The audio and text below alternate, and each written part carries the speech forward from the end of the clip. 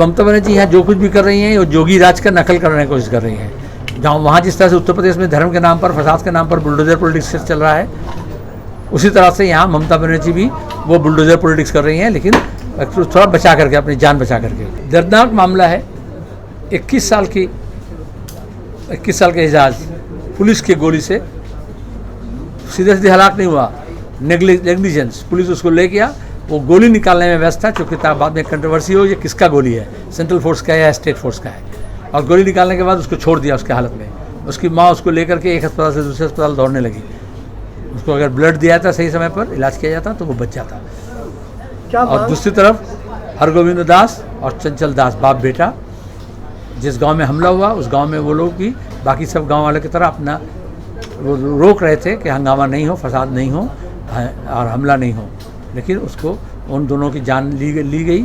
और पुलिस को फ़ोन करते रहे गांव वाले, परिवार के लोग, 3.5 घंटा 4 घंटा कोई पुलिस, कोई प्रशासन वहाँ पहुँचा नहीं। जब आगजनी भी हुई कोई फायर ब्रिगेड नहीं पहुँचा।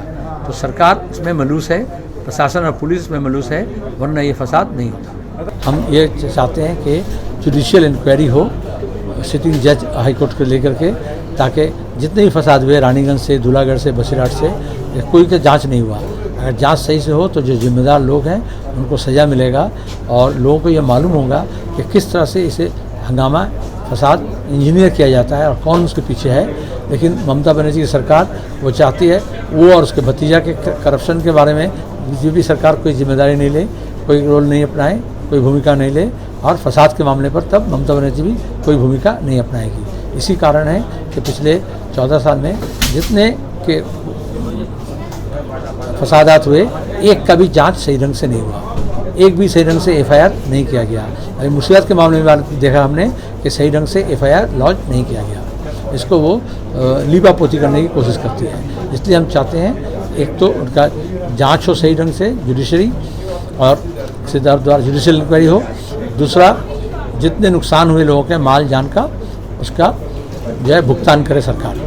और हम तीसरे तौर पर हमने पूरे देश से और बंगाल के लोगों से ये अपील किए हैं, हम अपनी जिम्मेदारी लेंगे वो यतीम बच्चे का तालीम का और विधवा के जो आर्थिक और सामाजिक जो रिहेबिलिटेशन हो उसकी जिम्मेदारी हम लेंगे जनता के बलबूते पर।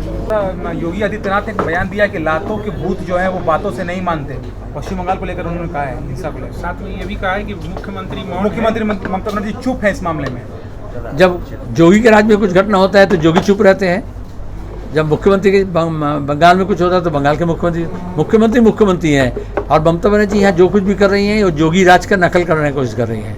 जहाँ वहाँ जिस तरह से उत्तर प्रदेश में धर्म के नाम पर, फसाद के नाम पर बुलडोजर पॉलिटिक्स चल रहा है, उसी तरह से यहाँ ममता बनर्जी भी वो बुलडोजर पॉलिटिक्स कर रही हैं, लेकिन थोड़ा बचा करके, अपनी जान बचा करके। इसलिए वो भी खामोश हैं। लेकिन जोगी जो कहा है मैं उसका मजम्मत कर रहा हूँ, विरोध कर रहा हूँ।